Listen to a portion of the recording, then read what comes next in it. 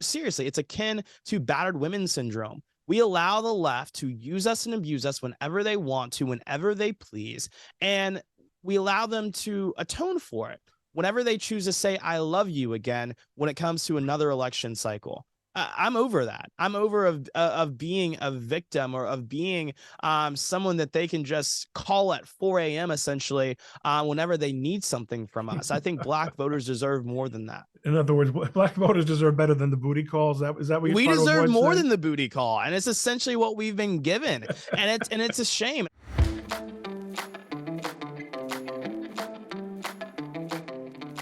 Hello, culminators. Thank you for joining us on this chilly winter day in America. Today, I am talking to one of the really striking personalities that came out in the early 2020s. And I want to catch up with CJ Pearson to find out what's been going on with him since he made such a big splash a few years ago. When I say I want to catch up, I mean I really don't know. I really don't know. I mean, I know that he's doing what he does, but I want to hear more. CJ, welcome to the show. Thank you very much for joining me. Thanks so much for having me. I hope you're doing well, Ron. I'm all right, thank you. So I think pretty much everyone watching this knows your story. You're a guy who is going to be, compared to me, always a very young person. And compared to everyone watching this, always a very young person. But you are nonetheless a young adult now. When we first became familiar with you, you were a teen. Maybe you were 19 or something now. Are you still technically a teen? Yeah, no, I'm 20 years old now. 20? So when I that's first, over. Yeah. So my teenage years are behind me. But yeah, when I first started off, my first ever YouTube video went viral. I was just 12 years old. And so I was not even a teen then. I was a preteen, just causing trouble on the internet and some headaches for my liberal parents. But it's been a great journey since then. And I've been to college. I went to the University of Alabama, of course, and now I'm here in LA in the belly of the West, working for PragerU. All right. So we'll talk about that in a minute, just for a little bit more background. I mean, you started blogging. I mean, again, even though I know everybody knows, got to do this basic stuff. You started blogging very early on, and it appears to me that from reading the story that you were attracted to the sort of the conservative side of things by studying up on John McCain, of all people, who if we didn't know everything we knew about John McCain, we would associate with being a conservative, I suppose. Yeah. It's kind of interesting to me because I remember when I was in junior high school, we had a mock election. And we had to, between Jimmy Carter and Gerald Ford, this was 1976. And somehow I don't know how it happened, but I was Gerald Ford. And because I'm not the kind of guy who usually would win elections at school. I wasn't. Stop the steal, Ron. Right. Were there some mail-in ballots? We've got to look into it. Right. Well, I remember feeling very comfortable, though, in what were relatively conservative space in those days. So what your story rang a little bit of a bell with me, but you became this media personality, a very well-spoken young guy who also happens to be Black and from the South, thereby confounding many stereotypes. Now, you mentioned your parents. You okay with them these days? We're good. We're in a good place. When I was first starting out, I was definitely a lot more contentious, a lot more strain on that relationship. But I think like a lot of families, we have our disagreements, we have our differences of opinion, and eventually you have to grow up and you have to realize that it is okay to disagree. And, the funny thing that I often, give them a hard time about, I'm like, guys, you guys made me a conservative. I grew up going to church every single Sunday, going to Bible study every single Wednesday, being told about the importance of family, growing up in a fiscally conservative household. Like, even if we had, it didn't mean that we should spend. Those were life lessons that were told to me every single day, drilled into me. And so it was never difficult for me to embrace conservatism. But unlike them, I hadn't grown up I was so young, I hadn't grown up, polluted by this idea that the color of my skin should dictate my politics. So it was just for me, I made a decision based on the values I had, the morals I had, and the things that I had been taught. And that is what led me the conservative movement. And what's interesting, you were talking about that mock election in 2008. I had one as well. It was, of course, the 2008 election. It was the second grade. And of course, the candidates were then Senator McCain and also then Senator Obama. And I had to vote in that mock election. And I remember doing what every good citizen in the country at the time was doing. I remember watching the debate. And this is when Candy Crowley was at CNN. And Second grade. I'm Second yeah, in grade. second grade. And when I say Candy Crowley, I feel like I'm dating myself only as much as a 20-year-old can possibly Yeah, do. right. But Yeah, you're like but you're spoiled milk, man. I know, I'm gonna apply for my AARP card soon. But I remember watching that debate and realizing that what they were doing and talking about were very, very important issues. Now, again, I'm 6 or 7 years old. I have no idea what Iran is, what healthcare reform is, or any of that nature. But what they were doing and what they were talking about was important. And the story of John McCain, his personal story, resonated with me. My grandfather, who served 20 years in the United States Army, had been surrounded growing up with all of his awards and medals and all of those things from his military career. And I respected the sacrifice that he had made on behalf of our country. And so I voted for him in that at the end of the week during that mock election. And I remember it like it was yesterday. I come home to tell my grandparents about who I had voted for because I was so excited. And I say, I voted for John McCain. And my grandma looks at me with a little bit of a puzzled look and says, "You must think that you're white." And it was one of the craziest things because I had no idea what identity politics was. I had no idea that there was this pervasive view that Black people were to vote a certain way because of the color of their skin. I was just a kid voting my values at the ripe age of 7. And so then after that, though, I wanted to figure out where I actually stood on the issues. And I remember binge watching CPAC speeches on YouTube, looking at MSNBC and Fox News, and then ultimately arriving to the conclusion, the values that I grew up around, the values that I know to be right, and the values that were commonplace in my Southern Christian home were conservative values. And those are the values I was proud to support and have continued to support since then. Why do you suppose there was another value there, which obviously your grandmother expressed, which was, let's give it the best possible name instead of identity politics. Let's say that your grandmother considered, as a Black person, she considered the Democratic Party to be the party that had the best interest of African Americans at heart, and that this was something that you should know as an instinctual matter. Yeah. Did that not get across to you, or did you reject it? For me, I don't think I rejected it. I thought it was a silly reason to support anything. Even at that age, just because the color of my skin was a certain way that I was supposed to just be a card carrying Democrat. I didn't necessarily subscribe to that view, but I was okay with getting there. That's the thing. I didn't have this reflexive opposition to the Democrat Party at that age. Again, I didn't know what the Republican Party was or what the Democrat Party was, but I knew that I wanted to find out. And wherever the facts led me, wherever my values led me, that is where I was going to end up, and that is where I was going to be proud to be. And for me, it was the Republican Party. But I also do understand why she felt the way in which she did. Is the product of decades of social conditioning, of telling Black people that there is only one way for them to vote, only one way for them to think. But again, thankfully, as being someone who was a part of a younger generation at a different time, I hadn't been tainted by those views. I hadn't grown up listening to the Joy-Ann Reids and the Al Sharptons of the world telling me that my Blackness was synonymous with leftism and all those things. I was able just to make the call that was best for me. And as I've grown up, I am that call is validated for me every single day. If you look at every single city in America that is ran by progressives, I'm talking about the city of Chicago, Detroit, Flint, so many places all across this country, and you look at the state of urban communities within those cities, you see poverty, you see destitution. I just did a story here at PragerU on last week, and it was talking about how in the city of Chicago, 23 no, it's actually 55 schools don't have a single student proficient in either reading or math. In the city of Baltimore, same thing, but 23 schools don't have a single student proficient in math. I don't know how you can continue to justify that as a member of the Black community voting for the same policies of the same party that continues to use and abuse us and only finds a damn to give about us when they're asking for our vote. Well, I think the answer to that is systemic racism. Yeah. I mean, right. that turns out to be the answer. And also Yeah. not enough money. Yeah. Not enough money is But being spent on teachers.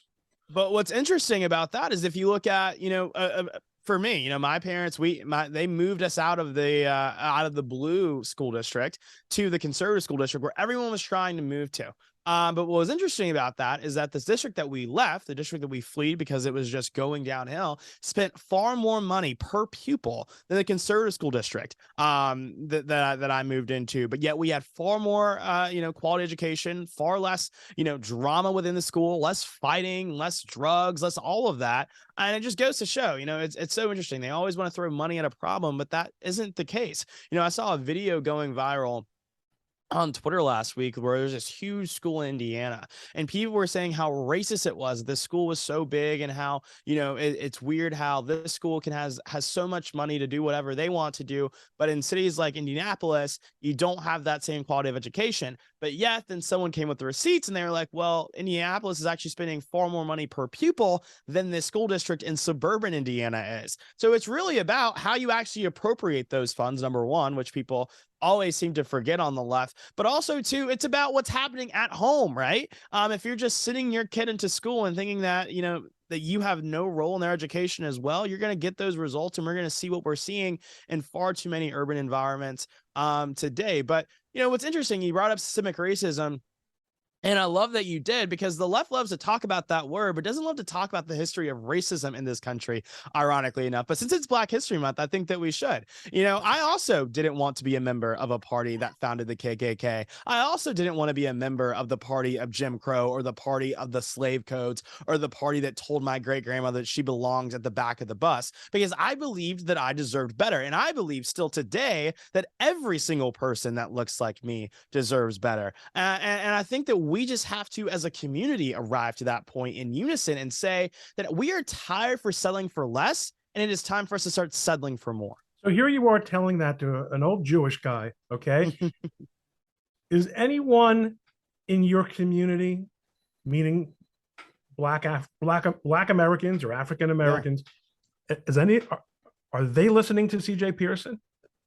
I think it's happening more and more. If you look at, what we've seen in recent presidential cycles, we see Black men, especially Black men, saying this is enough.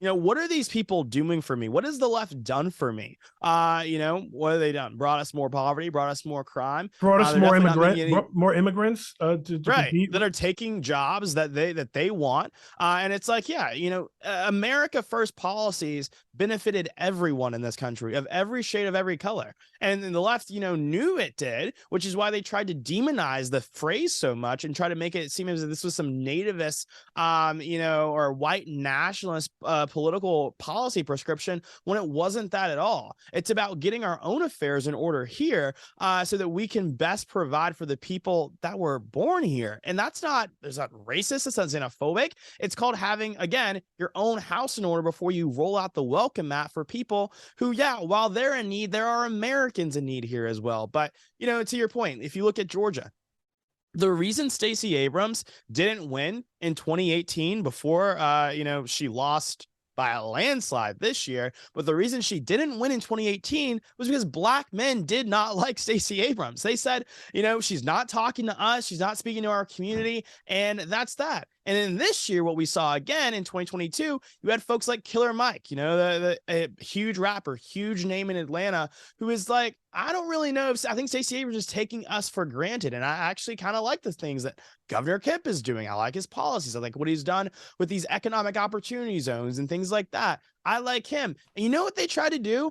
You saw MSNBC calling Killer Mike, who was is most infamous for being a gangster rapper, tried to call him a sellout and an Uncle Tom because he wanted more for our community. And it's so interesting. And I think that's what we're going to continue to see is as you see more and more people that look like me waking up in America, you're going to have this. The left is going to run the same playbook that they always do. The most dangerous thing in the eyes of the left is a black man with a mind of his own. Look at what they did to Clarence Thomas. Look at what they do to every black conservative today, whether it's me, whether it's Candace Owens, whether it's whoever. They want to make us buckle under the face of their threats and their attacks because they know that the more and more black people that open their eyes in this country and say enough is enough, we want more, we deserve better, they know that they will lose their hold on the electoral politics of this country, which is why they're now resorting to importing voters into this country because they know that they are no longer going to be viable with a community they have held under their boot for far too long. I mean, this issue with the control of cities, the cities that you mentioned that have been driven into the ground by Democratic politicians who start out as Jewish, Irish, and Italian politicians in the 40s, 50s, 60s. And then as these communities predominantly move it to the suburbs, leave, exit the cities, the industrial and commercial base of these cities is destroyed. These are black-run cities by and for the benefit of African Americans. And there seems to be this incredible toleration for professional black a political class that can really do no wrong. And I mean, that seems to me to be something that really has to change politically for blacks. When blacks in the Democratic Party have a very good thing going if they're leaders, but not so much if they're voters. Yet the voters not so much if you're the actual constituents, you are left behind. If you look at the policies that are really ravaging the city of Chicago right now, who are they hurting the most? They're hurting things like single black mothers who cannot allow their child to go out and play without the threat of them coming back home in a body bag because of how unsafe it has become in that city because of things like the defund the police movement and just other soft on crime policies that have made it a lot more convenient to be a criminal than even a member of law enforcement today. It's interesting that we hold law enforcement to a higher and more difficult standard than we hold even criminals in this country, especially in inner cities. And, there's a popular saying, within the black community, all skin folk and kinfolk, meaning just because you look like me doesn't mean you have my best interest at heart. And I think it's exactly to what you just said, right? If you look at the city of Chicago, if you look at, places like Ferguson and Flint and all of these places, there are tons of leaders that may look like their constituents, but it doesn't actually mean they're being well served by them. But the problem just isn't, I don't think black political leaders and black leaders on the left, but it's also the fact that we have to demand better on the national level as well. If we continue to see from the black community 93% support for the same politicians as long as they have a D behind their name, it is not helpful. It is not conducive to progress. And I think that it is going to continue to deliver the same results that it has given us cycle after cycle, year after year, and it is destitution, it is poverty, and it is squalor. And we have to resolve, again, to demand more, to settle for more, and to stop rejecting less. Like seriously, it's akin to battered women syndrome. We allow the left to use us and abuse us whenever they want to, whenever they please, and we allow them to atone for it whenever they choose to say, I love you again, when it comes to another election cycle. I'm over that. I'm over of being a victim or of being someone that they can just call at 4 a.m. essentially whenever they need something from us. I think black voters deserve more than that. In other words, black voters deserve better than the booty calls. Is that what we deserve more than the booty call, and it's essentially what we've been given, and it's a shame. And I think that again, we have to know our worth as a political demographic, as a political bloc. The left needs us more than we need them. And but they don't know it. And I think that they will not know it until we give them a reason to know it and we remind them of it, which we have done a very, very bad job at doing. And, what's interesting is like I'll get confronted, sometimes in public by folks who, may not like a certain video or whatever. And they're like, how could you be a Republican? How could you be a conservative? How do you support those white folks or whatever? I'm like, here's the deal. Let's just look at this a little bit from a strategy perspective, right? Do you think that supporting, if all of us thought the same, if all of us supported one political party, wouldn't that mean that other political party would never, ever have to actually cater to our desires or our needs or our agenda? Because they would never compete for our votes because they know they could never get it. And so, yes, I support the things that I do, and I am a conservative, a proud one.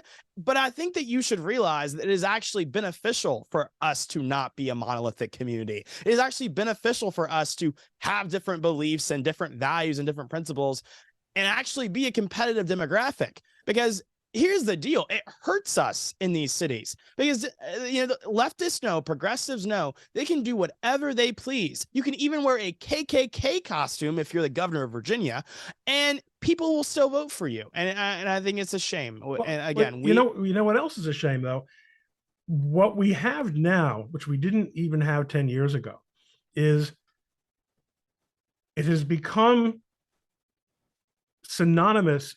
In other words, what you said was, where's the representation of Black issues? Where's the representation of a Black agenda by Democrats? To which now the far left Democrats who are in control of places like Chicago and New York City are saying, oh no, we got that for you because we're going to be soft on crime. We're going to give a green light to what we consider to be minor, criminal conduct. And we're going to have no cash bail, and all these so-called reforms, which are associated with being beneficial for the Black community, because you see that's because Blacks are victimized by the system. So we're going to remove this victimization, but without, of course, acknowledging that the biggest victims of Black crime are Black people. Yeah. And yeah. So what they've done is they've answered CJ Pearson and said, oh no, we got that now. We now have a Black agenda. Look what we're doing, in all this reform. And the irony is that there aren't enough Black politicians to make that happen. These are now Democrats, many of them young Democrats, who are stepping up and embracing a far left agenda. A lot of it is associated with Soros. Yeah. That is really damaging to Black communities, but which the white people who vote for them in their districts believe is the progressive anti-racist position to take, such as the criminal justice reforms. That should scare the hell out of you as a Black man. Yeah. Yeah. And it disproportionately harms our community as to everything that you're saying here. These soft on crime policies, they hurt Black people. Again, going back to the Chicago example, why should a single Black mother not feel comfortable allowing her child to go play on the sidewalk? You think people in the suburbs have that fear? No, because they actually live in more conservative areas where they actually still enforce the law, where they handcuff criminals and not the police.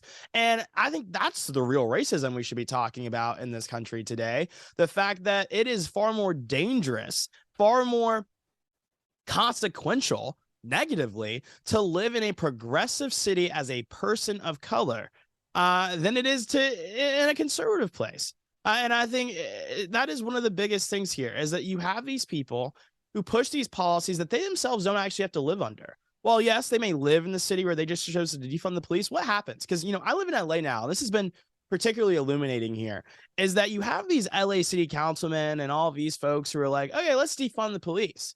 But yet you go in certain neighborhoods here in Los Angeles and there's private police. So it's like, no police for you if you live in Compton or Inglewood or, South LA, but us here in West LA, where we are still liberal and leftist and progressive, we want to make sure that we have an extra buffer of security to keep us, the criminal element, away from us, and we can afford it because we're successful and all of those things, and Although, nothing wrong with can we that. really say that the people in Compton are wistfully wishing that the LAPD was in their faces? And in other words, it's not as Yeah, if there's been a good relationship historically between the LAPD and Black communities in LA, right? yeah, It's been a bad one, in fact. yeah, So, to some extent, this is a problem that is, many police departments have made it easy to be anti-cop.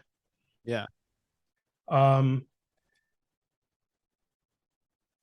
is Do you think it's going to be necessary for these? I mean, I was about to say, are things going to just get so bad that they'll have to get better? But as you say, if you've got private police protecting the people who matter, the people who Mm-hmm. have power and money, Yeah. and who really make things happen, Mm-hmm. maybe it isn't going to get better because they're fine. Yeah. Well, yeah, that's the thing. It's like it's not ever going. I think until you expose the hypocrisy and you put it in people's faces and you show the people in Compton, in Inglewood, is that yeah, it may sound like defund the police sounds like such a great idea, so bold and so innovative. But realize that it's not getting defunded everywhere, as the money is just getting appropriated in a different way. It's going into different people's pockets. It's going into private police. And so while you have to bury your cousin, your brother, your homeboy, your friend, whatever else, that's not happening in Beverly Hills. It's not happening in West LA or anything like that. It's happening in your neighborhood, in your community, because these people, they devise these ideas in their lecture halls at UC Berkeley and Stanford and all of these things. And they say, well, this is such an innovative way to take on systemic racism in this country. When in all actuality, it's a great place to ensure the continued extermination of Black people in this country. But And the thing is, like, what's incredible to me about most of these things is that most Black people never have asked for these things, right? They've never actually are eager to support these things. Now the media and the left does a good way of convincing Black people eventually that these are the things that they've always needed. They've needed to defund the police. They need social workers responding to burglary calls and all of these things. They're very good at brainwashing and gaslighting Black people into believing that these are actual solutions that will benefit them. But these ideas aren't coming because there's some chorus of folks in the Black community saying, we want to defund the police actually on the ground, which is why I think that you saw a pivot even from folks like Stacey Abrams. I remember, in 2018, like she talked about it. She talked about, reappropriating money from the police and all of these things. But now you saw in almost every single battleground state across the country with the progressive candidate saying, actually, we love the police. I wonder why they're saying that, Ron. I wonder why they're saying that. They must have gotten some polling or just, I don't know, maybe talk to I some think real there Black may very people. well have been some polling involved. Now, speaking, you mentioned academia. Yeah. And of course, you've been talking about LA. So tell us about how Dennis Prager convinced you to quit school and come out to LA for showbiz. I know, LA of all places, right? And of course, I grew up in the South, grew up in Georgia, moved to Alabama for college, went to the University of Alabama, had a great 3 years there. Love that place so much. But for me, I think what PragerU is doing is incredible work. And I think about when we talk about the direction the conservative movement needs to go, I say this often, we can't just get by anymore about just preaching to the choir. We've got to grow the congregation.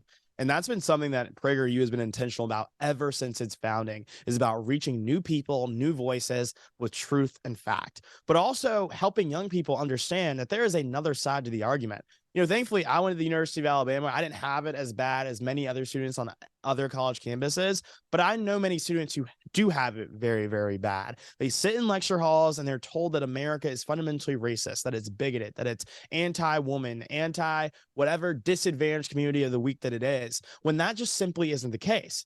And so they graduate college thinking that there is only one way for them to believe, only one way for them to think, and that is a fundamental lie. And I think that institutions like PragerU have done such great work to push back upon that lie and help make the case that education is still cool. Education is still good, and indoctrination should not be the standard that we have, for our college, universities, and institutions and things like that. And so It's been great to be a part of this, but I gotta say the fight is only beginning. We are in a time of choosing right now. And much like when Reagan talked about it, we have to decide what type of nation we wish to be. Will we be a nation of opportunity and freedom and of those things, or will we be a nation of lawlessness, a nation that gives up an entire generation, my generation, to the left without challenge, without pushback. And I don't think that we should. I don't think that we can. Because if America is truly going to survive, my generation, young people, they have to hear the other side of the argument. And we here at Prager, are committed to bringing them that argument every single day. So I want to focus a little bit more on the fact that you left school, because I think Yeah. it actually is related directly to what you said. And I'm hoping you're going to say what I think you're going to say, which is, gosh, why didn't you just stay another year and get the degree? If you were there 3 years or two, like, why not just finish it? You've got your whole life ahead of you. What was the rush? Yeah. Answer? Yeah, well, for me, there's a few reasons. Number one, why subsidize indoctrination is a big thing for me. I think that at the end of the day, you're paying tens of thousands of dollars for an education, not indoctrination. And while I said I had it easier, that is true. There was still instances at Alabama where there was professors who felt as if it was their obligation to teach students what to think and not how to think. So why subsidize that? I think that more and more conservatives should be more intentional about that decision, especially when we do have the power of the purse. Colleges are a business, and while they are a heavily subsidized business, they are still a business. And let the free market talk, especially at SEC schools like the ones that I went to. You've got those season tickets to a football team. Maybe you should reevaluate that if your college goes woke. Maybe if you are a donation giving alumni, maybe you should look at that if your institution is going woke. I think conservatives need to be intentional about actually responding to this indoctrination and not just taking it. I think that's important. But also, number two, it came down to practicality as well. I think that at the end of the day, when I think about the things I've been able to accomplish throughout my political involvement, I did a lot of that without a college degree. And I think that what COVID also showed me is that knowledge and access to knowledge has become so democratized today that if you really want to learn something, you can just go on YouTube, go on Rumble, go on PragerU.com, and you can do that. And so I think that at the end of the day, we need a generation more so of doers than anything. And that's what I'm so excited to do. I was actually in Tuscaloosa this past weekend, just visiting some friends. I was telling another friend of mine, I was like, I love visiting here. I could never just be here, full time again. Cause it's just like, once you get to a place where you're doing important work, you're doing purposeful work, there's nothing more fulfilling. You're so excited to do it. My partying days are behind me. Right. I mean, that's the other thing, right? I mean, is these big state schools, certainly, but most major universities they're just a form of arrested adolescence. I mean, the drinking and the partying and the licentiousness. Yeah.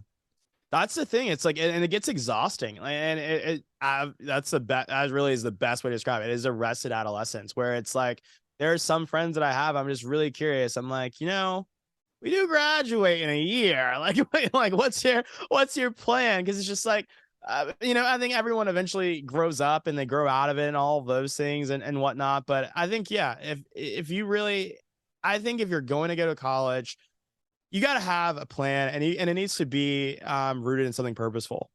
Because if you don't, it's very easy to descend into that very thing, that arrested adolescence, that is not going to propel you into living the life in which you wish to live. And also, too, we see the consequences that it has on also political outlook, right?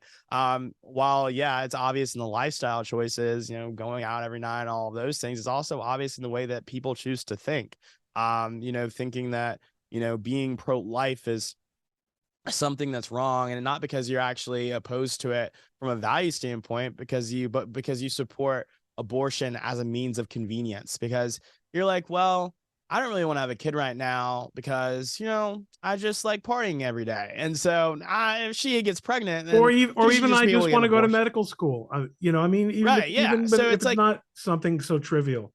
Yeah, and what's interesting is it's rooted in such a lie, right? And what's interesting, I know this was a little bit controversial on our side of the aisle last week, but when Rihanna performed and she did so while pregnant, and she's pointing to her baby bump and all of these things, there's actually a subliminal message there to me that I think that conservatives would be wise to talk about. Is that when the left and all these celebrities and folks in Hollywood say that you have to choose, they are literally lying to you. Did Rihanna choose last week when she performed at the halftime show? She didn't do it. When Beyonce made her pregnancy unveiling when she was performing again while pregnant at the Grammys or the Oscars or whatever it was a couple years ago, did she have to choose?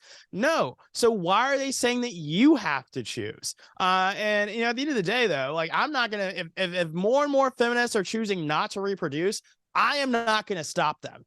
They should definitely do that. I saw that Chelsea Handler video. I know some people were upset. I responded to it last week as well. But if Chelsea Handler does not want to reproduce, I am jumping with glee.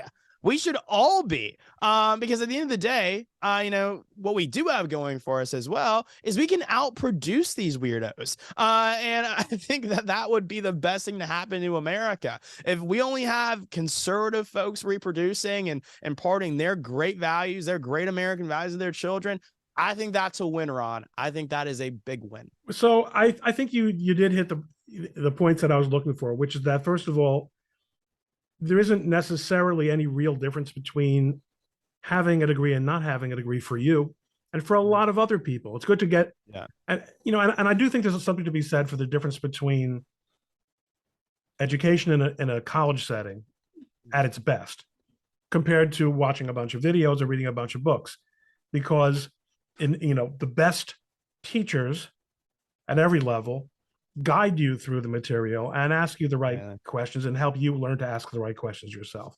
But there's so little of that apparently going on in colleges today.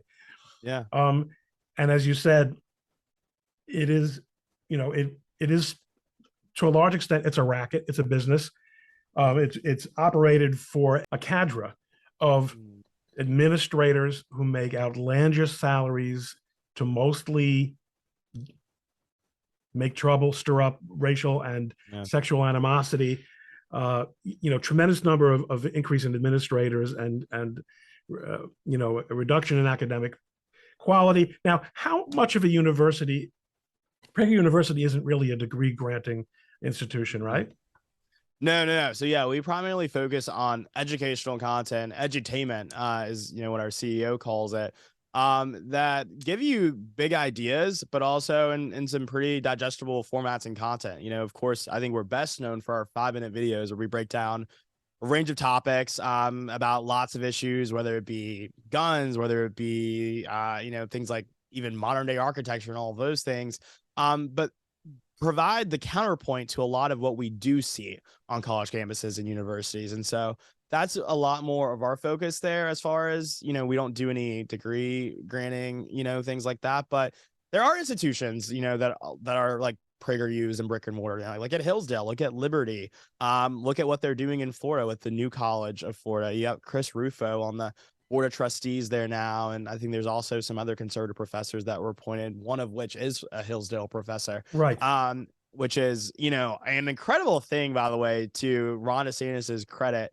It's a very innovative way of taking on this entire indoctrination issue, right? Because it's like, what's interesting is that, like you said, it's very much administrator driven. You have a lot of administrators who, what's interesting is that tuition increases every year. You don't necessarily see a difference in course delivery or the quality of the education that these kids are getting. But yet you do see significant raises being had by the administrative class of the university, the DEI professor or the vice president of diversity, equity, and inclusion. They're making, tons of money, but no one really ever knows what exactly they do. Other than release statements and hold talks with people who hate America. It's also, become almost impossible for white males to get tenure track positions in universities now. It is virtually, regardless of the quality of the work, they're simply not getting hired. Yeah. Yeah, it's insane. It's like it truly, and it just goes to show what a farce this all is. Like these people don't actually care about diversity, equity, and inclusion. Because if they did, there would be a lot more diversity of viewpoint as well. And diversity wouldn't just be weaponized against keeping white people out of spaces. It would just seek to include more people in them, right? But that's not what this is at all about. But I think again, when it comes to like what is the solution to this, I think again be intentional about where you send your kids and where you pay your tuition dollars. Also be intentional about whether or not you even need to go to college. As you said, it's not really a requirement for me and the work that I do and all of those things, but it's not a requirement for a lot of other people who want to do a lot of other things. If you want to go into marketing, if you want to go into sales, go do that. Like your network is your net worth in so many of these careers and occupations. Like if you want to be a lawyer and a doctor, obviously you have to go to college. If you want to be an architect, you obviously have to go to college. But there are so many careers in which you don't today. And again, it just goes back to the fact access to knowledge is so democratized today. Like there are so many ways to teach yourself new trades, new skills, all of these things, and also graduate with a lot less debt than you otherwise would. And so I think that, that is a part of it. But from a policy perspective, I don't really think there is anyone who has really looked at a better way of doing it than DeSantis.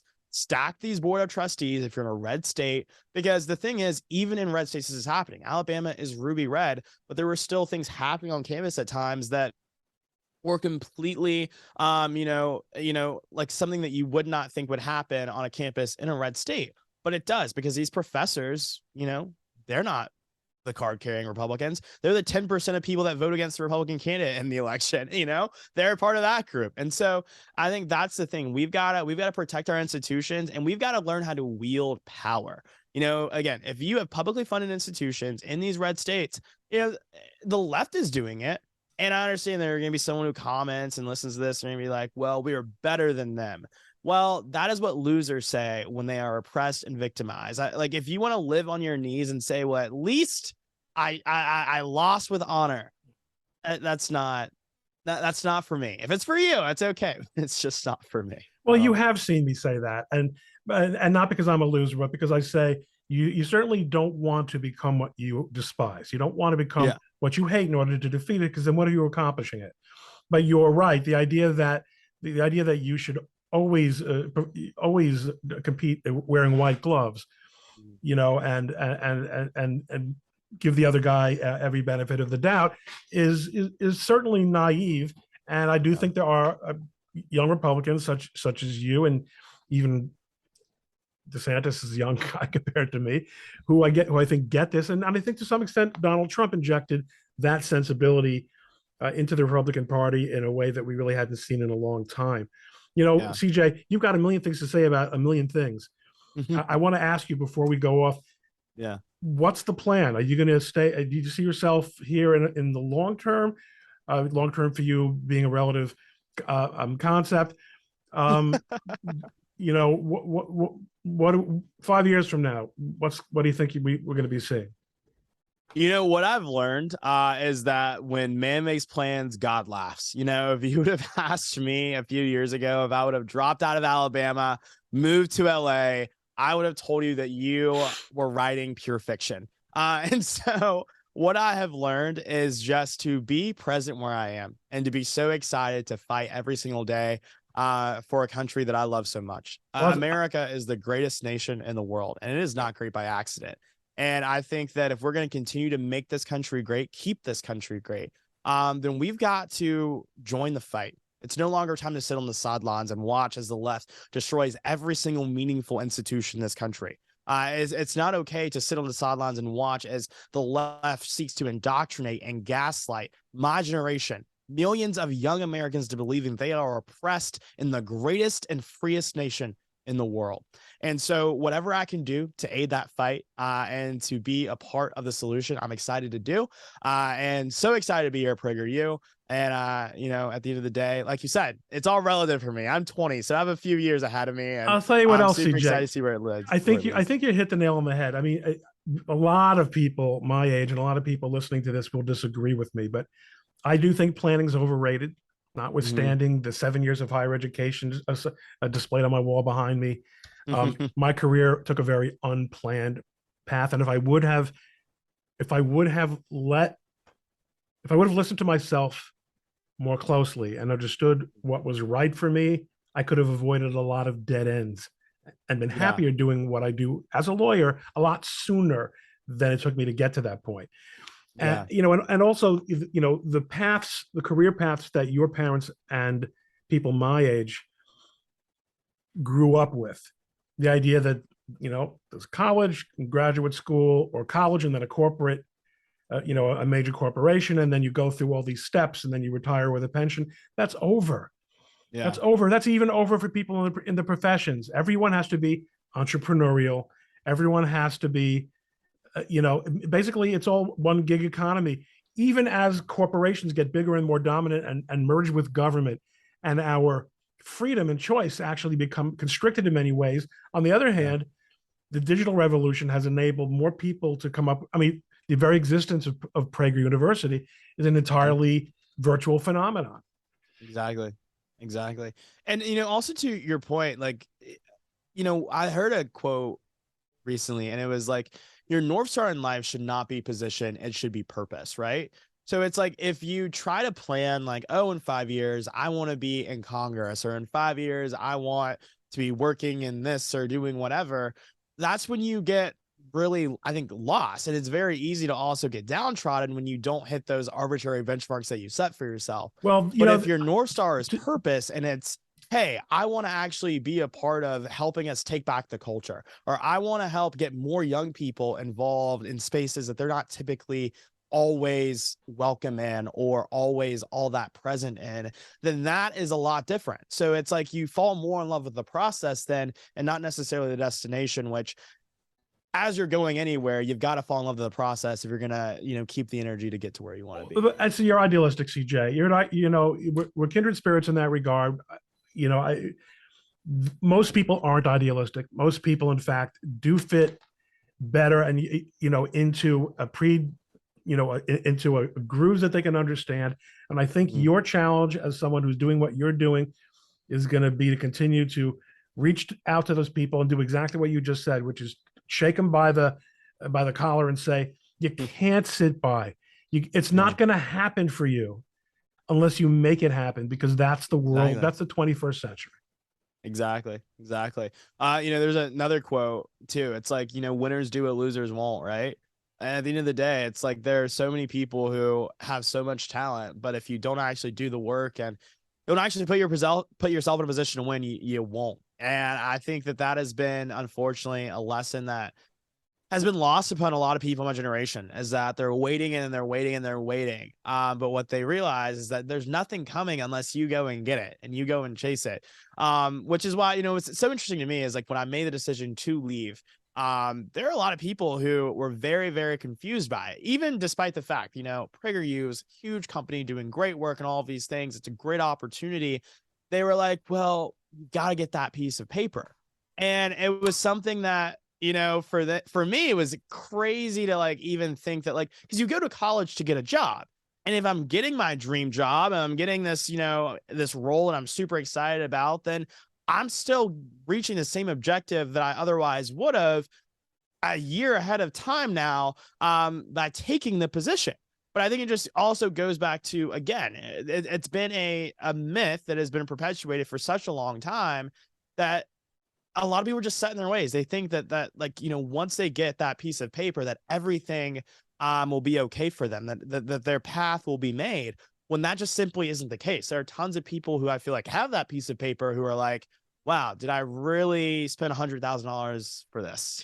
So it depends on, it's far more about the person than any piece of paper will ever be. You're 100% right. TJ, believe it or not, we have chewed up the better part of an hour. Fantastic No chatting with you. way. Yeah. No way. Way. That's so funny. Excellent talking with you. I'm going to look out for you on Prager University, and let's stay in touch. Thank you so much for joining us and Thanks for culminating. having me.